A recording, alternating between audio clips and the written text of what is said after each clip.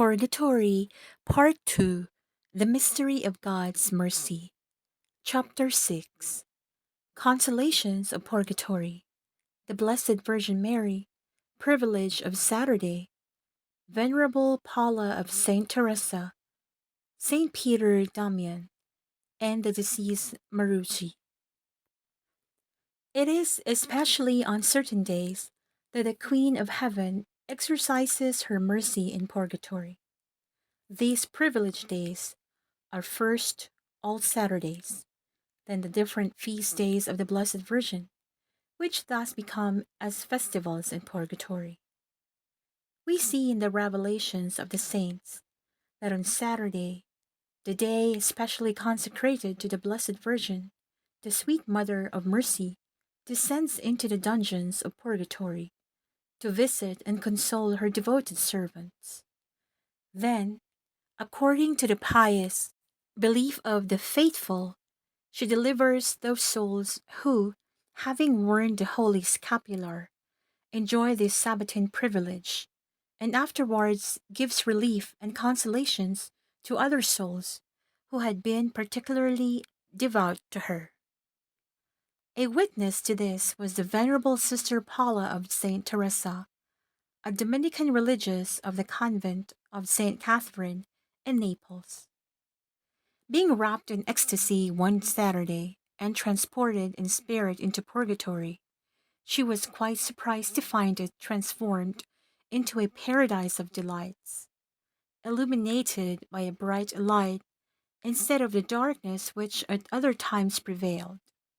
While she was pondering or wondering what could be the cause of this change, she perceived the Queen of Heaven surrounded by a multitude of angels, to whom she gave orders to liberate those souls who had honored her in a special manner and conduct them to heaven.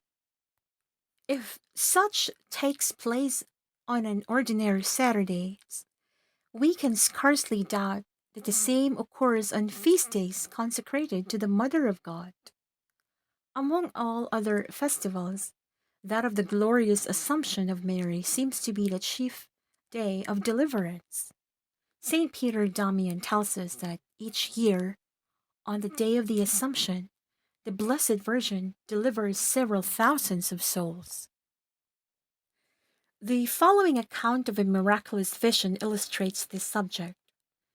It is a pious custom, he says, which exists among the people of Rome to visit the churches, carrying a candle in the hand during the night preceding the feast of the Assumption of Our Lady.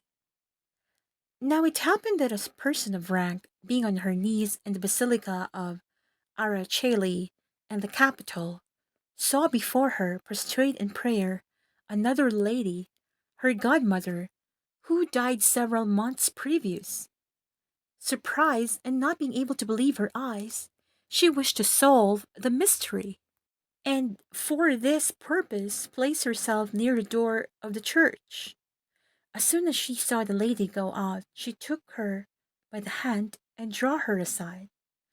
"Are you not," she said to her, "my godmother, who held me at the baptismal font?" "Yes," replied the apparition immediately. "It is I. And how comes that I find you among the living, since you have been dead for more than a year?"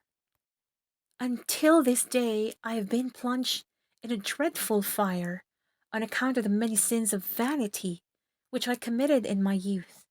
But during this great solemnity the Queen of Heaven descended into the midst of the purgatorial flames, and delivered me, together with a large number of other souls, that we might enter heaven on the feast of her Assumption.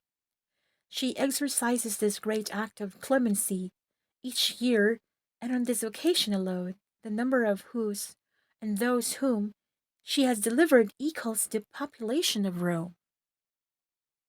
Seeing that her goddaughter remained stupefied, and seemed still to doubt the evidence of her sense, the apparition added, "In proof of the truth of my words, know that you yourself will die a year hence, on the feast of the Assumption, if you outlive that period, believed that this was an illusion.